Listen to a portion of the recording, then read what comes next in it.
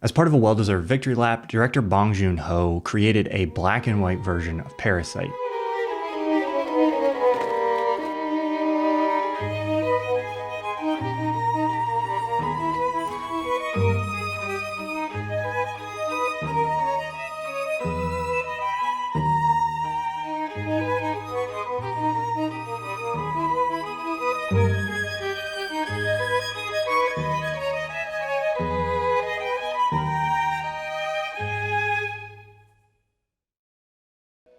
Thanks to Mubi for sponsoring this video. Get your 30-day free trial at mubi.com/thomasflight.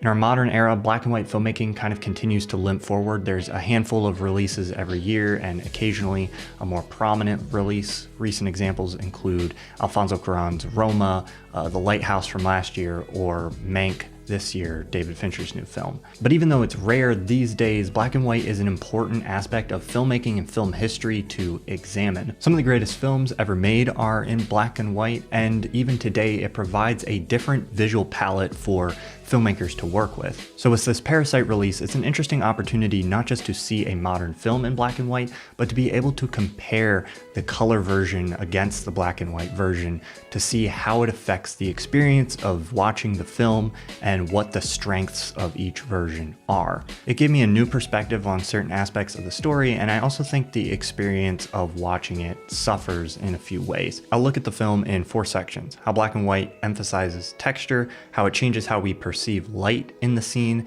how it changes the emotion and the context of some scenes, and finally the downsides and how I think the experience suffers from the shift to black and white. In talking about black and white cinematography, texture is often one of the first things that comes up, and it's cliche only because it's true. Shooting in black and white really does emphasize texture. It's not that you can't see the textures in a color version of the film, but without color, your eyes are drawn to texture. They tend to pop a lot more on the screen. I found that the textures of the environments became a lot more obvious. The dirtiness and the complex and cluttered aspect of the poor family's house and neighborhood stood in much starker contrast to the rich neighborhood's cleanliness, cleaner lines, and more simple environment. Again, when I point these things out, you can definitely see them in the color version, but in watching the film in black and white, this contrast between the two stood out more to me than it had in any of the previous times I watched the film in color. Watching the color version, I always thought more about the differences in amount and quality of light between the two houses, and also the difference in openness of space. But watching in black and white, I think the difference in cleanliness, precision of design, and quality of materials becomes more obvious.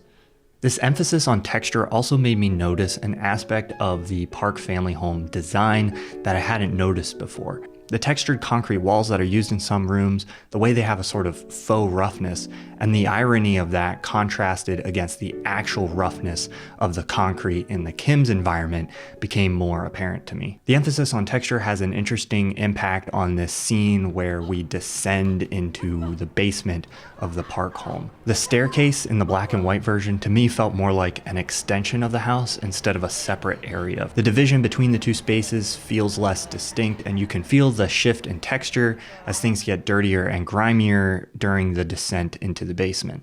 Some small details stand out a bit more. For instance, in this scene, Mr. Kim's face seems a little dirtier to me in black and white, and I think the emphasis on the texture of the scholar's stone in the black and white version gives it a really interesting visual quality that I don't think it has in the color version. In this shot, the harsh distinction between the sunlight and the shadow is more clear, and I think it makes the symbolism of Mr. Kim crossing a line a little bit more noticeable. The emphasis on texture adds some interesting elements to the experience of watching the film, but it's not necessarily a benefit overall because you're also losing any of the benefits you'd get from the color in the film, which I'll talk about later.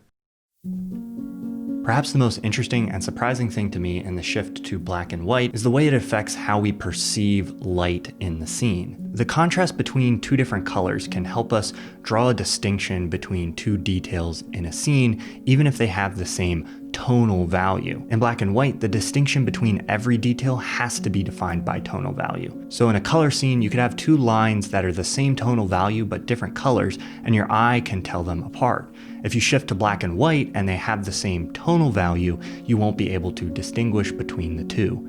Because of this, when you're shooting in black and white or coloring in black and white, you have to light or color the scenes differently than you would when using color in order to maintain the same level of detail and the same clarity in the scene. The upshot of this is that in the black and white version of Parasite, there are many scenes where the darker elements of the scene have to be brighter so that we can see the details as clearly as we can in the color version. As a result, some of the scenes don't feel as dark to me in black and white as they do in color. This isn't really a big deal except in a few crucial places.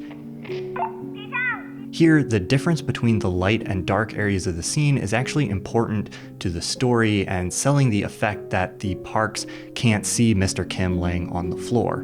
In this shot, in the black and white version, it doesn't feel like Mr. Kim is as much in darkness as he is in the color version. Not only is this area of the shot actually brighter in the black and white version, but in the color version, we also get the color contrast of the blue light from the flashlight. Mentally, we tend to perceive blue light as brighter than warmer colors, so the blueness of the light here actually helps sell the effect that Mr. Kim is so in shadow that the Parks wouldn't notice him. I don't think it breaks the scene or the film, but it's a great example of an effect that works really well in color, but isn't sold quite as well in black and white. I think Parasite suffers a little bit here because it was shot in color. If Joon-Ho had been working in black and white from the start, he would have been able to shoot these scenes in a way that would compensate for any of the issues I'm talking about here. Black and white cinematography also has the ability to alter the emotion or feeling of certain scenes.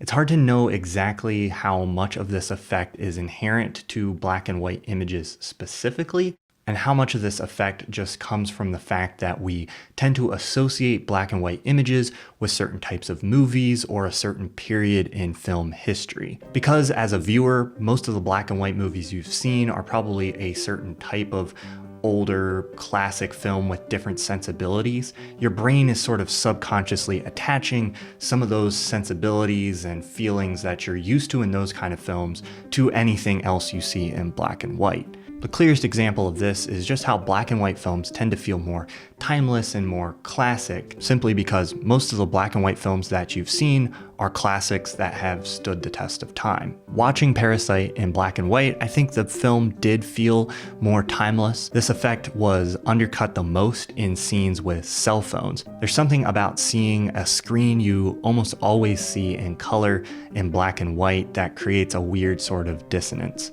Overall, I think the film felt less funny to me in black and white, but that could come down just to the mood I was in this time around watching the film. The most significant shift in the way a scene felt to me is the climactic action sequence. In black and white, this felt more like a battle or a conflict on some grander scale, maybe because it took on more of the quality of like a Western or an older war movie. Previously, this scene had mostly seemed like a chaotic scuffle with bursts of violent action rather than a war or a battle between two forces.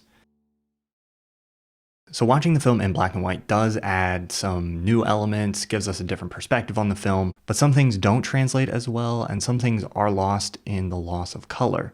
Some compositions and shots are more striking to me in black and white than they are in color, but just as many don't work as well in black and white as they did in color. For example, the spectral highlights and the blown out quality of the grass in a scene like this just doesn't look as good to me in black and white, and it seems kind of distracting, whereas in color I never really noticed it and it didn't really bother me. Probably the biggest thing that's lost in the transition is the emphasis of the greenery and nature that surrounds the rich family's house. The grass and the plants around the house are so vibrant, saturated, and green that it really stands in contrast to the duller tones and the harsher blues and oranges and yellows of the Kim's neighborhood and the area that surrounds their house. The contrast of the pitiful little smattering of green weeds that are in front of the Kim's house against the beautiful lush yard that's in front of the Park's house is almost completely lost in the black and white version. The image of the rich family on the grass during the party kind of loses some of its pastoral idealism that I think exists in the color version. Overall, I think it's interesting to be able to compare the two and watch a film I've seen a bunch of times in a different format, but I don't think the black and white version benefits enough from the changes to compensate for what's lost in the transition. Again, a lot of this is probably due to the fact that Bong intended it as a color film from the start. So if he had been shooting in black and white from the start, he would have changed some things, shot some things differently to work better with black and white. If you're a filmmaker, even if you're not interested in making a film in black and white, studying what's different and the benefits of black and white can help us better understand the benefits and how to use color filmmaking. I'm really glad Bong Joon-Ho decided to make this version because seeing the film from a different perspective helps us learn more not just about the film, but about the differences between color and black and white filmmaking in general. If you got something out of this breakdown, please consider subscribing and potentially becoming a patron. And finally, I want to thank Mubi for sponsoring this video. If you want to dive deeper into the world of black and white filmmaking, in Mubi's library you can watch classic black and white films like Metropolis, Nosferatu, The General, or Battleship Potemkin, or more recent black and white efforts like Ida or The Turing Horse, and many others. Mubi is a hand-curated online streaming cinema where you can find art house, independent, and foreign films. And that space is almost exclusively where all the black and white filmmaking takes place these days. I'm a big fan of Mubi. It's my favorite place to discover films that I wouldn't have even known about otherwise. You can try it now for 30 days and you'll have a chance to check out their extensive library or one of the new films that they add every day. Mubi is available all around the globe. For your extended 30-day free trial, go to mubi.com/ThomasFlight. That's mubi.com/ThomasFlight. Thanks again to Mubi for sponsoring this video.